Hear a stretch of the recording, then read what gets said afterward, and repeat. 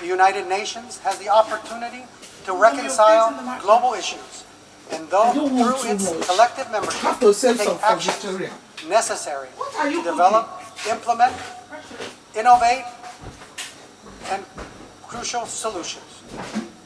This is our mandate, and we must not fail. In Palau, there are many different fishes of the ocean that are painted on our traditional chiefs' meeting houses, we call alais. There are the sharks that symbolize bravery, and then there are the stingrays that symbolize steadfastness. And then there is the surgeonfish, we call the masagu, that symbolize unity. The surgeonfish represents a unique characteristic. They are fish that graze and roam on the reef alone, eating algae. But once danger lurks, they all swim quickly from wherever they are along the reef and come together in a large school, resembling an intimidating ocean animal to provide safety and security for all. The nations of this world must act like the surgeon and come together, including Taiwan. Taiwan's 23.5 million people must also be given a voice. As our UN Charter states, we the peoples, all nations working together, can overcome the challenges of our time, from COVID to climate, and act with integrity and resolve to leave a better world for our children. Mr. President, brothers and sisters of the UN, I am proud to stand among you and champion a brighter and more sustainable world. God bless you all. Gokman Masulang. Thank you.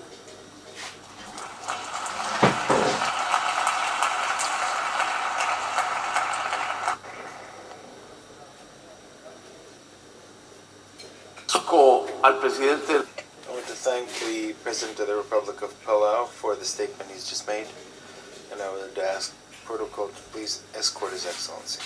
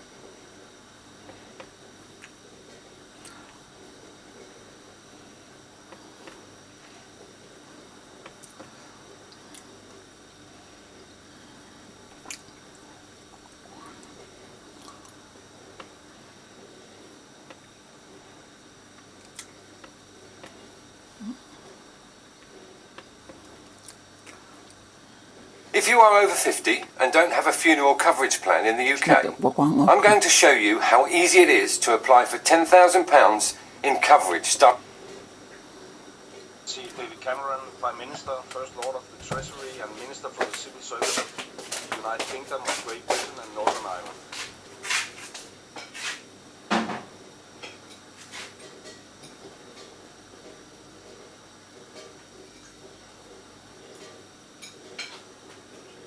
Distinguished delegates, we meet at an important moment.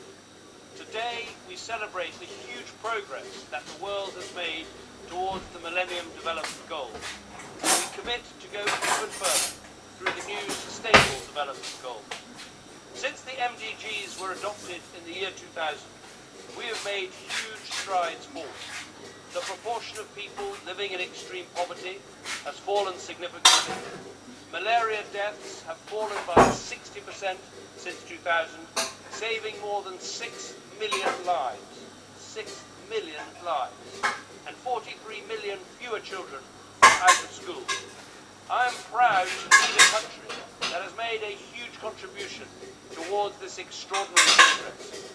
The UK's open markets, trade and investment have helped to spur global growth. Our scientists have developed new technologies for the world's poorest, and crucially, we have kept our promises on aid. We haven't just achieved the United Nations 0.7% target, we have enshrined it in the law of our land. This investment is helping the world's poorest and the most vulnerable people to lead a better life. Children vaccinated who otherwise would have died. Refugees fed and clothed who otherwise would have starved.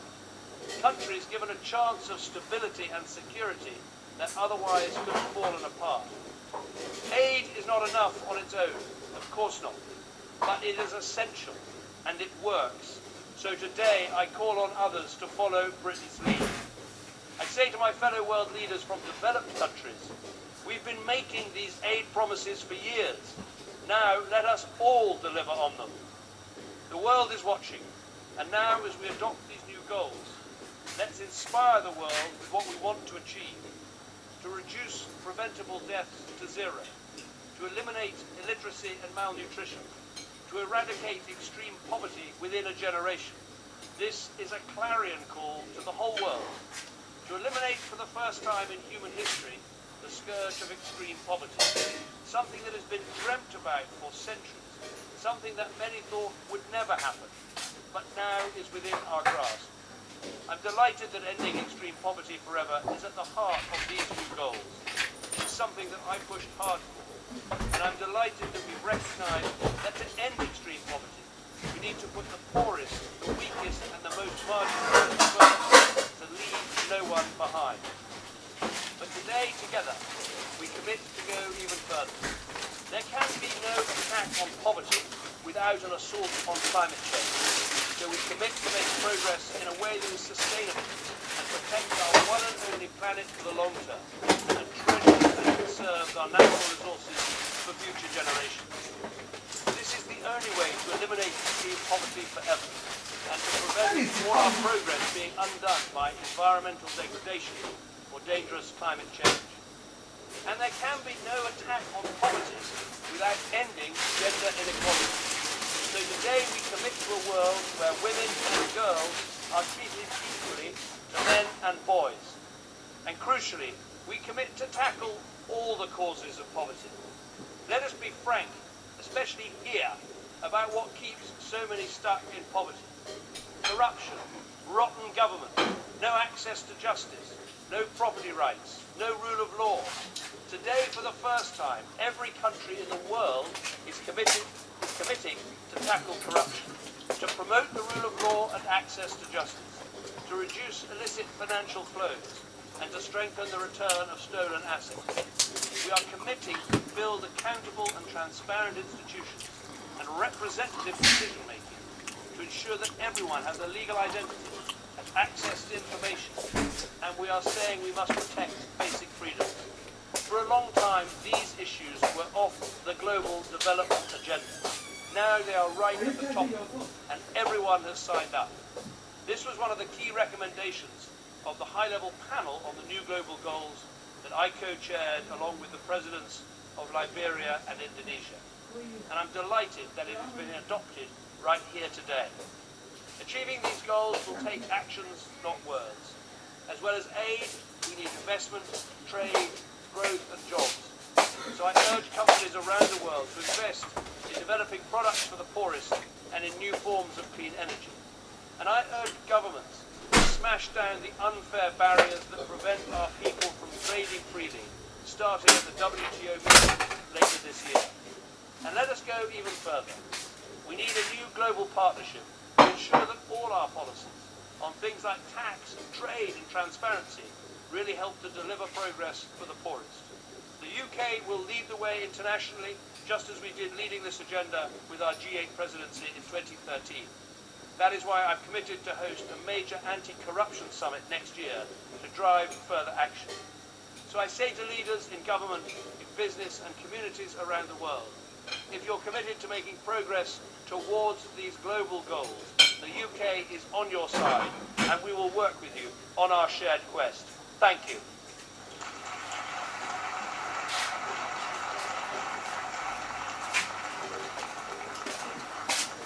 I thank the Prime Minister of the United Kingdom.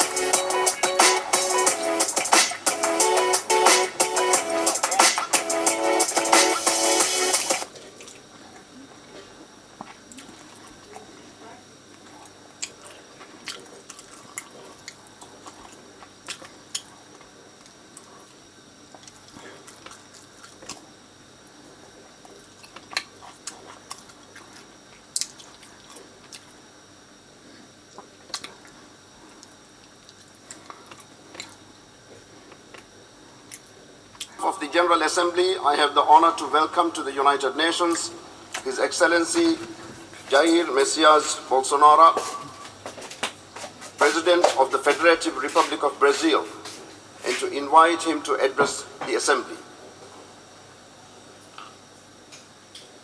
Okay. Good morning, one and all.